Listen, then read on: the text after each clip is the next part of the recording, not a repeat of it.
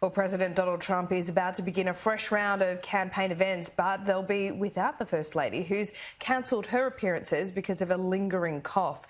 Pete Stefanovic joins us live from Washington, D.C. this morning. Pete, where will the President be focusing his attention today? Good morning to you, Laura. Yeah, it's interesting on Melania. These were supposed to be her first campaign event since she recovered from COVID, but she's had to cancel because of that lingering cough, as you say. Her office says that it's out of an abundance of caution. She's going to stay at home for a few more days. The same can't be said, though, for the President, Donald Trump. Yesterday, he was in Arizona. Today, he's in the key battleground state of Pennsylvania. This is a very important one. It's worth about 20 votes on the Electoral College. Trump was able to flip this state 4 years ago from the Democrats, but it was only by a wafer-thin margin of 0.7%. When it comes to the popular vote, that's about 44,000 people extra who voted for Donald Trump. That's why he was able to get it. The reason why they drifted towards him is because of those demographics. It's 80% rural, white, working class. You've got the coal mines, heavily industrial. You've got steel factories there as well. But in the last 4 years, some of those coal mines have actually shut down, which has caused a lot of people to start thinking, well, maybe Joe Biden's going to be a better option. And according to the polls, he's in front. The average of polls at the moment in Pennsylvania, Joe Biden's got a 5% lead, but that appears to be thinning in just the last couple of days. Now, Donald Trump, he's got 2 campaign stops in Pennsylvania. One is on imminently, so we'll bring parts of that live to you as that happens, and he'll be doing what he does. He'll be working the crowds, and for those voters who are still undecided, trying to win those over as well.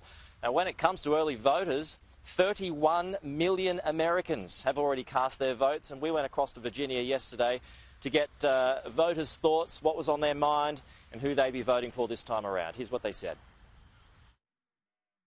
Healthcare is very important. The economy is very important. What else is... Getting rid of the virus is number one for me. I was the other way, but I can't. I just can't support it anymore. I wished I could, but I can't. I vote for the person who think that nominee can do the best for this country. I vote for the President Obama. Last time I voted for the Trump.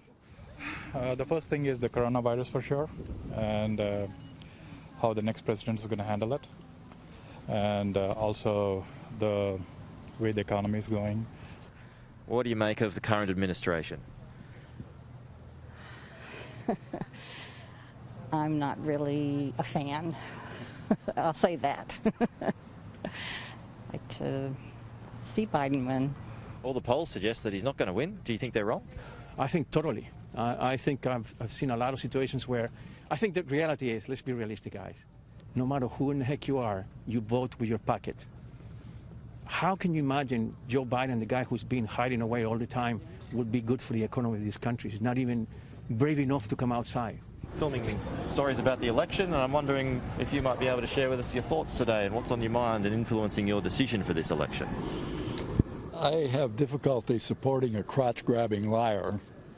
I'm still flabbergasted that. I mean, I think his representation of this country is an embarrassment.